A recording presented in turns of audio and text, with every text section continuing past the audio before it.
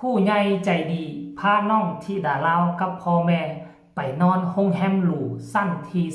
16พากันนั่งรถหรูข้างแรกพร้อมมอบลำโพง JBL ให้น้องธิดาลาวไปออกค่ายอยู่ฝั่งลาวอีกด้วย ทักทายสบายดี FC แฟนคลับทุกท่านที่เคารพและนับถือเป็นอย่างสูงท่านผู้ชม FC แฟนคลับกลายเป็นกระแสฮือฮามีผู้ใหญ่ใจดีซึ่งเบาผู้ศรีวิไลเอิ้นว่าลุงบ่ฮู้ว่าเป็นอ้ายของเบาผู้ศรีวิไลหรือว่าเป็นคนฮักคนแพงของเบาผู้และก็เป็นคนฮักคนแพงน้องธิดาลาวหรือบ่จะเห็นได้ว่า 2-3 มื้อนี้เห็นว่าเบาผู้ศรีวิไลขับรถเดินทางไกลบ่ฮู้ว่าไปใส่จังหวัดใดหรือว่าเข้ากรุงเทพหรือบ่อันนี้เจบ่ลาวบ่แน่ชัดมื้อคืนนี้ก็เห็นเบาผู้ศรีวิไลถ่ายรูปน้องธิดาลาวออกมาที่นอนนั่นก็แปลกหูแปลกตาซึ่งมันแตกต่างจากคาเฟ่นอนนาซึ่งจะเป็นเต้นสีเหลืองสีเขียวสีฟ้าแต่มาบัดนี้เป็นเตียงนุ่มสภาพแวดล้อมก็คือโรงแรม5 ดาวท่านผู้ชม FC แฟนคลับแล้วมื้อนี้เห็นหลายคลิปที่เบาผู้ศรีวิไลเอาลงนะบ่ว่าจะเป็นขี่รถหรูครั้งแรกของน้องธิดาลาวราคา7 ลักพร้อมกับมีตังนวดไฟฟ้าอยู่ในรถแล้วก็สามารถเปิดประทุนได้ป๊าโถอันนี้คือบุญวาสนาและคุณลุงท่านนี้เบาผู้ศรีวิไลกับทายรูปน่าจะเป็นตอนมอบลำโพง JBL กับมีธนบัตรแบงค์หนึ่งน่าจะมอบให้เป็นของขวัญน้องธิดาลาวหรือบอกรที่จะกลับมาเข้าค่ายอาสาอยู่ที่ประเทศลาวเดี๋ยวชิไปอ่านเบิ่งเบาผู้ศรีวิไลเคลื่อนไหวว่าจังไหนเนาะเบาผู้ศรีวิไลบอกว่าคุณลุงจัดเต็มให้ว่าสั่นจองห้องแฮมสั้น16นั่งเล็กซัสว่าสั่นโอ้ยรถเล็กซัสวะพร้อมลำโพง JBL ไปค่ายไปออกค่ายอาสาที่ลาวธิดาเว้าลาวจ้อยสร้างรอยยิ้มตลอดทริปคุณลุงเติมความสุขให้หลานน้อยป๊าดโ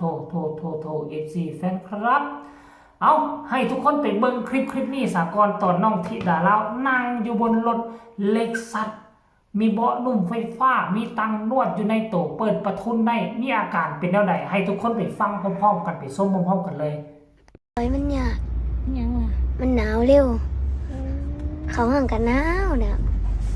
ตรงงานกันหนาว แม่นเขาบ่ปรับแอร์ลงให้ค่ะ โอ้ยเขาก็บ่ปรับแล้วปืนเขาห่อนเนาะบัดพ่อคือห่อนแด้ บัดลูกได้ป่ะเนี่ยหนาวจนขนลุกเป็นยังเกาะบ้างอันนี้ใช่ไหมคะลองเบิ่งนะเสียงเบิ่งก็ได้เสียงเบิ่งเอานี่นวดแล้วนวดจังไหนคือหนาวได้เสียงลมเลยเปิดเบาะลม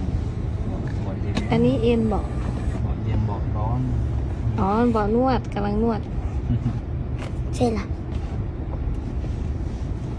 กูนวดอยู่นว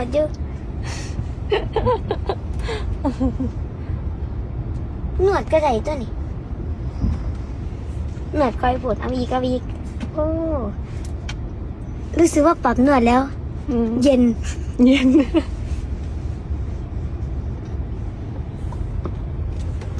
เขานั่งสีได้คุณรู้นะ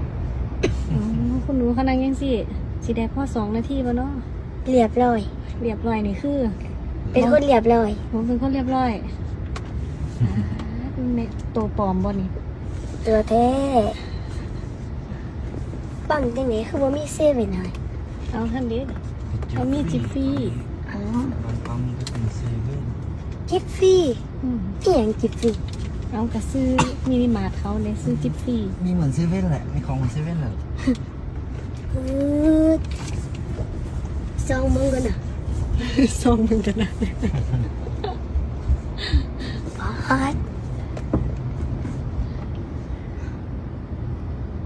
เอาใหญ่ขึ้นกระดังทำตัวขั้นดังแล้วก็ได้ซื้อขี้ยังไงซื้อรถมือ2ก็ได้ใช่ปะจังเลยแหละเขาเซเว่นโอ้จงกันไปจะเป็นเซเว่น ตั้งแต่มือสองเท่ากับสิบ่ซื้อได้แต่รอเพิ่นติลูกไปถามดูคันละกี่บาทหนูว่าร ถอันนี้คันเล็กเท่าไหร่คะ คันนี้7 ล้านครับ ว้ายซื้อบ้านในหลังได้5 หลังเลยทั้ง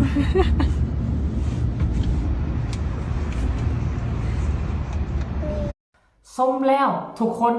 เห็นว่าจังใดคุณลุงท่านนี่เป็นไผมาจากใสเป็นอย่างคือทุ่มเทแบบนี้